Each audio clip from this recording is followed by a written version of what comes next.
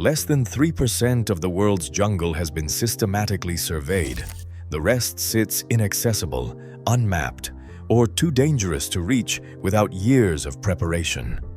In the fraction researchers have managed to enter, they have found things that do not fit the timeline of history we were taught.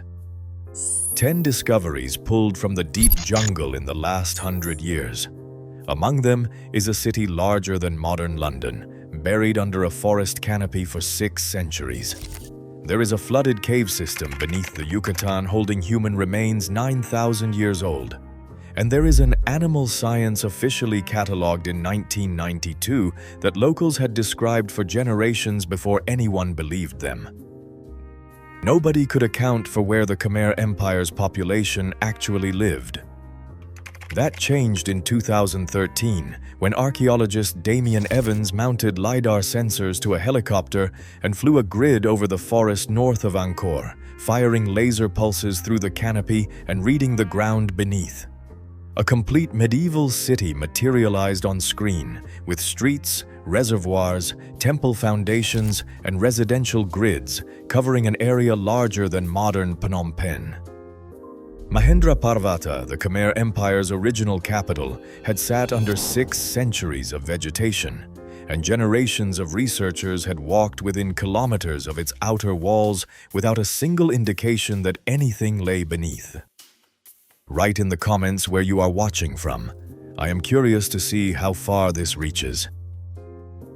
Colombia's lost city reached science through grave robbers. Treasure hunters pushing through the Sierra Nevada de Santa Marta mountains in 1972 found stone steps cut into a hillside, followed them upward, and emerged into a terraced city of 169 platforms spread across a jungle ridge. They looted it for 4 years before the artifacts they sold surfaced on the black market and caught the Colombian government's attention. Dating placed construction at around 800 AD. 600 years older than Machu Picchu, with the Tairona people building the entire complex without metal tools or a writing system. When archaeologists announced their great discovery, the Kogi people, direct descendants of the Tairona, noted politely that they had never lost it. They called it Tayuna and had always called it that.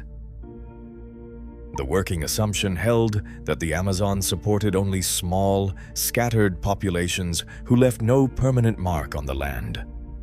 Deforestation ended that assumption. As ranchers and loggers cleared sections of the Bolivian and Brazilian Amazon, aerial surveys began picking up geometric shapes carved into the exposed earth. Circles, squares, hexagons, some measuring up to 300 meters across. By 2017, researchers had catalogued over 500 geoglyphs across an area the size of Great Britain, dating between roughly 1000 BC and 1200 AD. A population capable of building and maintaining 500 geometric earthworks across that territory bore no resemblance to the subsistence-level society the textbooks described. Researchers now place the pre-contact Amazon population at anywhere from 8 to 50 million people. The jungle reclaimed the evidence so completely that it took industrial deforestation to accidentally reveal what had always been underneath. Cave divers near Tulum in 2018 connected 2 previously separate underwater systems and confirmed a single continuous network running 347 kilometers. The longest underwater cave anywhere in the world. Inside the tunnels, researchers recovered bones of extinct megafauna, and in chambers sitting 90 meters underground, human remains dating back 9,000 years, including a near-complete skeleton known as Na'ia, among the oldest human remains ever recovered in the Americas. The Maya knew these caves across centuries and treated the natural openings in the limestone as literal entrances to the underworld. What the divers found confirmed the Maya were not wrong about the scale of what sat beneath the jungle floor, but they had no way to know how far it went. If this is the kind of history you want more of, subscribing helps us keep going. A Vietnamese survey team working in the Vu Quang Nature Reserve in May 1992 came across unusual skulls with long, straight horns in a hunter's home, photographed them, and passed the images to mammalogist John McKinnon. His response was unambiguous. This was a species completely unknown to science. Pseudorix ngetinhensis, the Asian unicorn, stands roughly 80 to 90 centimeters at the shoulder and carries horns reaching 90 centimeters in length. Local hunters had known it for generations and described it accurately. Camera traps captured living Saola in 1999 and 2013, but no scientist has observed one directly in the wild, and the population, estimated between a few dozen and a few hundred individuals, means its discovery and extinction may fall within the same human generation.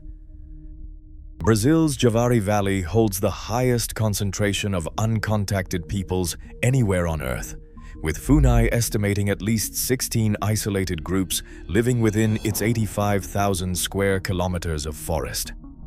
Earlier attempts at contact brought diseases that killed large portions of people who were approached. That led FUNAI to adopt a no-contact policy in 1987.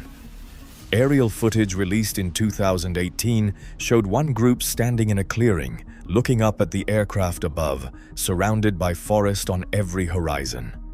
Several groups contacted in the 20th century lost 90% of their population within a single generation of first contact.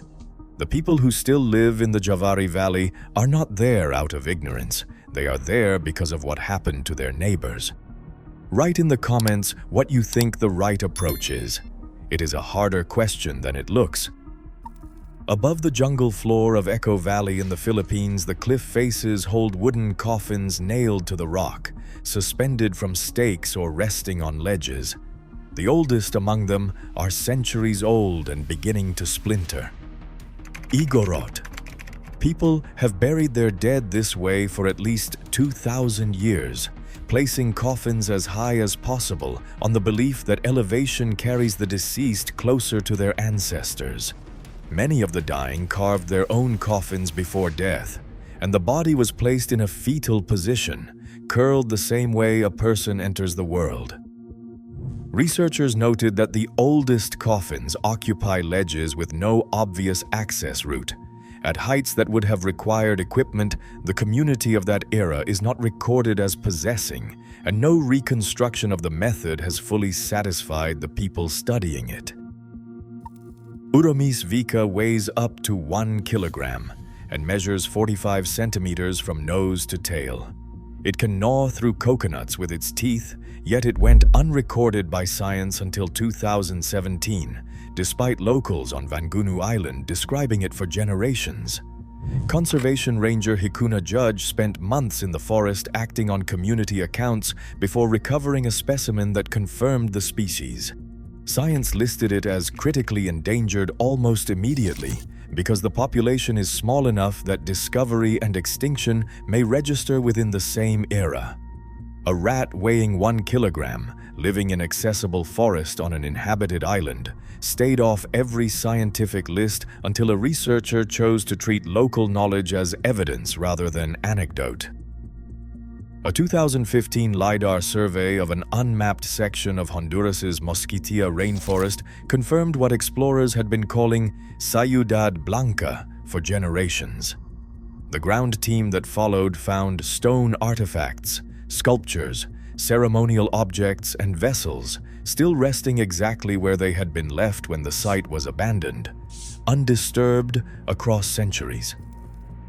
The civilization behind it remains unidentified, its architecture differing enough from Maya construction to suggest a separate, undocumented cultural tradition. Every member of the ground team contracted leishmaniasis, a flesh-eating parasitic disease carried by sandflies in the surrounding jungle, and spent months in treatment after returning.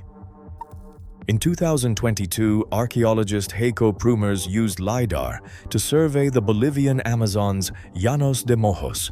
The survey revealed towns, villages, raised agricultural fields, fish ponds, canals, and causeways built by the Kasarabe culture between roughly 500 and 1400 AD.